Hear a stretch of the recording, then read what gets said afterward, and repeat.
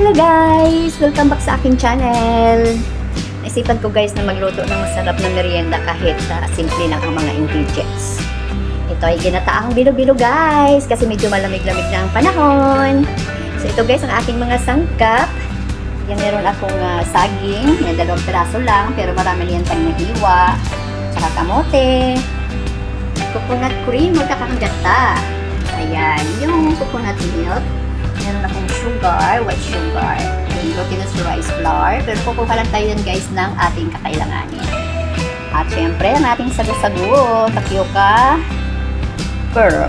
Ayan. So, samahan niyo ako guys. Sana masubaybayan niyo ako hanggang sa makaluto tayo ng ating pangmeriendang ginataang bilo-bilo.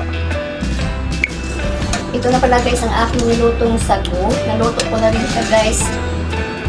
Siguro mga 1 oras. Yan. Matagal kasi lutuin ito guys ang tapioca pearl. Minsan, mas maganda na rin yung gumamit tayo ng luto na. Yun nga lang, hindi natin alam kung malinis ba yung tubig na ginagamit nila sa pagluluto. So, tsaga-tsaga lang ito guys para maluto ang ating sago. Kung gusto natin malinis ang ating pagkakagawa ng ating ginataang bilo-bilo. So, hanguin ko na ito guys at balawan ko ng malamig na tubig para makapagluto na tayo. So, ito na guys ang ating napalaya na glutinous rice flour. So, bilo ko na lang guys. So, gusto naman guys pag-bilo gawa ng glutinous rice balls.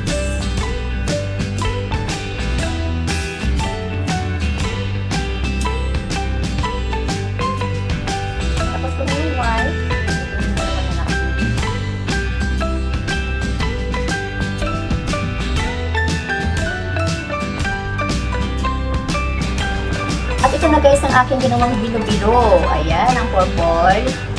Ang red ko guys, ganito ang kinalabasan.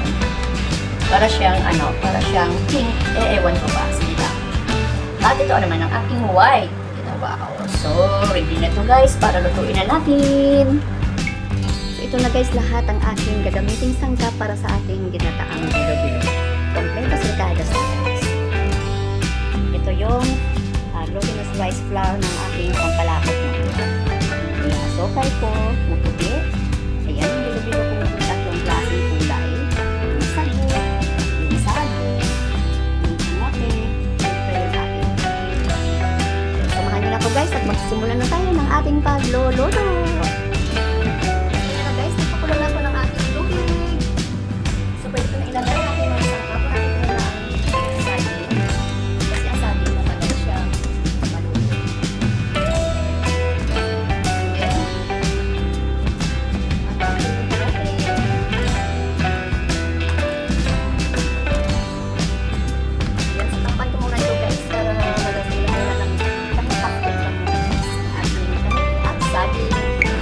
Na guys, 2 minutes ko lang niluto ang aking kamote saging. Pwede ko na ilagay ang aking bilo-bilo.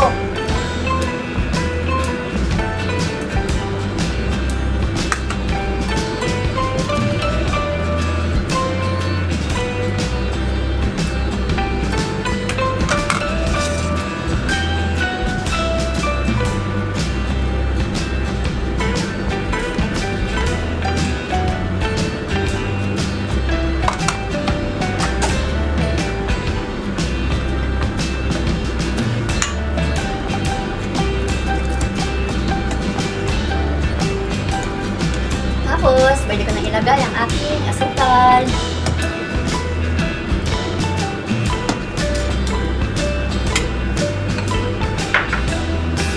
Buhos ko na rin ang aking gata habang naantay ang aking bilo-bilo na lumitaw.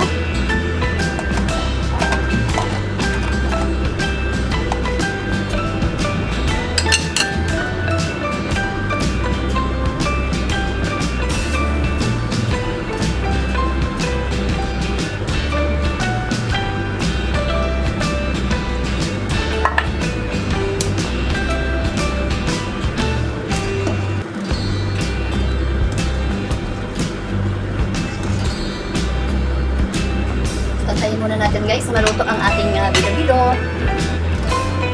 bago ilagay ang ating sago at ang ating pampalapot sa ating ginataang bilo-bilo. Ito na guys, namulutang na ang ating bilo-bilo. So pwede na natin ilagay ang ating sago.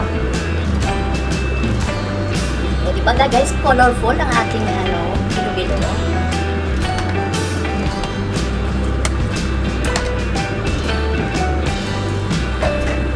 May porbot. Kung muna din pala yung yung kaninang na bilo-bilo ko na parang pink siya yung bilo. Ngayon, nagpula na rin siya. So, meron tayong dilaw. May porbot. At yung ating tapioca parang light brown, parang transparent. Sarap ito guys. Sarap.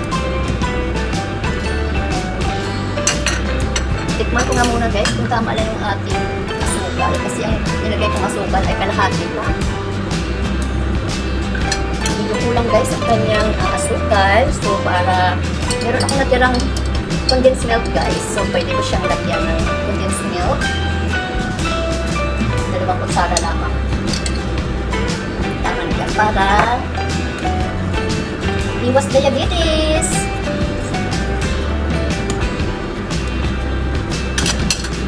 Pwede na rin natin guys ilagay itong ating galapong na yan. Ilagay ko ng tubig para mapalapot ng ating bilo-bilo.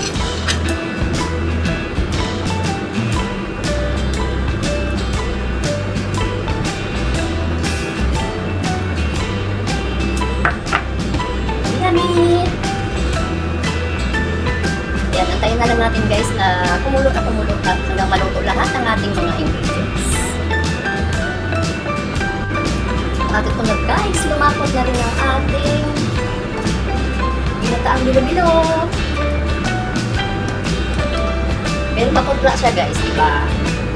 So, pwede tayo dito maglagay ng purple na food coloring para magkaroon man ng magandang kulay ang ating ginataang bilo-bilo. So, ito lamang.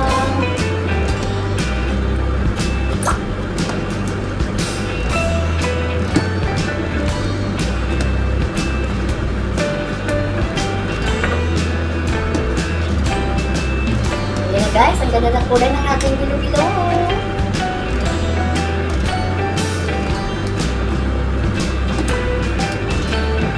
Handa na kayo ng bowl ni dyan guys. Para samahan nyo na rin ako kumain ng aking bilo-bilo. Ito ang bilo-bilo.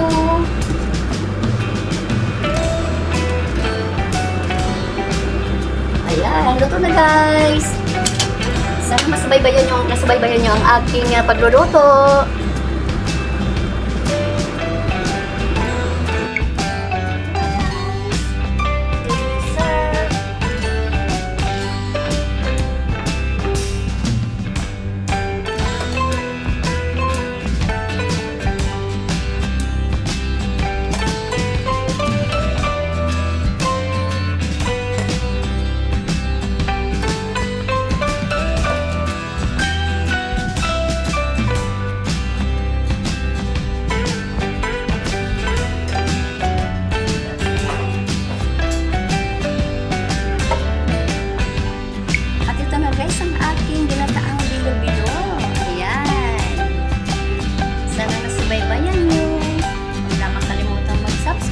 mag-like at mag-share sa aking channel. Siyempre palaging sinasabi ni Mamita, kung kaya ni Mamita magluto ng ginataang bilo-bilo, kayang-kaya niyo yan guys. Thank you for watching. God bless!